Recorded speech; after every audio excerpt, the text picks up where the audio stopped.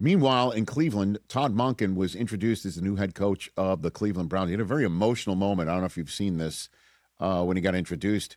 He had a pause. He started tearing up. Then he cursed and he said, I swore to myself I wasn't going to cry. Sort of like a Hall of Fame moment for him. But this is the soundbite that I think will reverberate, and it already is, because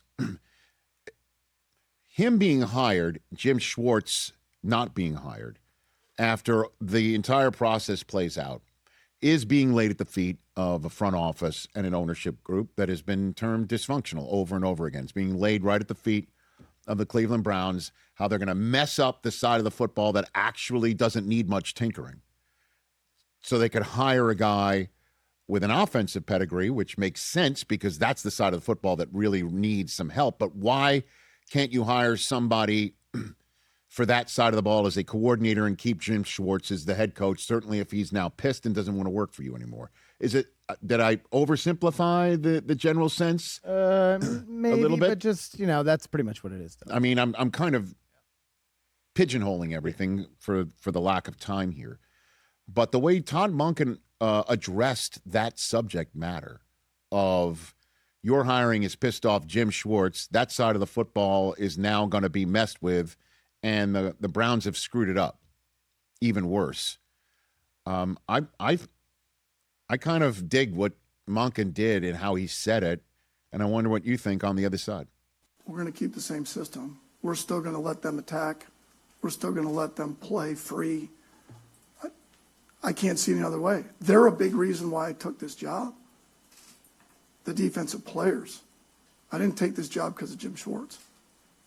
I have a lot of respect for Jim Schwartz, but as I would hope he has for me.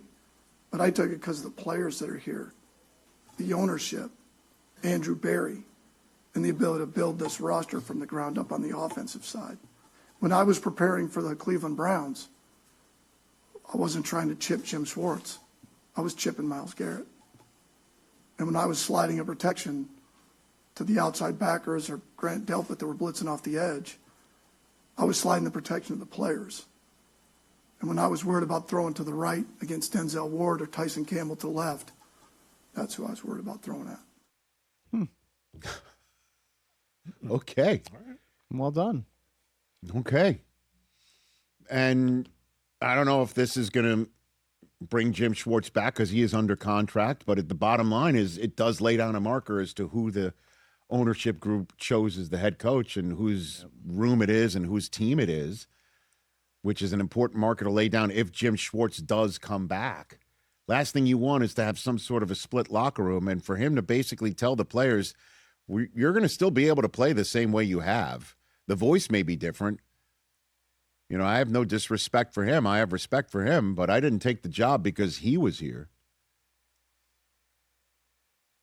That takes some brass. Sure does. Don't you think? Yeah. Also, he sounds like he's in mid-season form already. What, because he's hoarse? Yeah. I don't know. That may be what he sounds like all the time. Yeah. But that took some brass. We cut down the soundbite a bit. He did preface what he had to say, saying, I didn't know I was going to, I was thinking of saying this, but I might as well say this. And that's when he said, I didn't take this job because of Jim Schwartz. I took the job because of the players. Yeah, I like that. And when I wasn't chipping Jim Schwartz, I was chipping Myles Garrett. Okay. We see you, Coach. Don't you think that's that was a powerful statement. That's good. Yeah. That should get people fired up. Because it addresses the elephant in the room here. Is that, every Brown fan, I'm like, well, they screwed that up.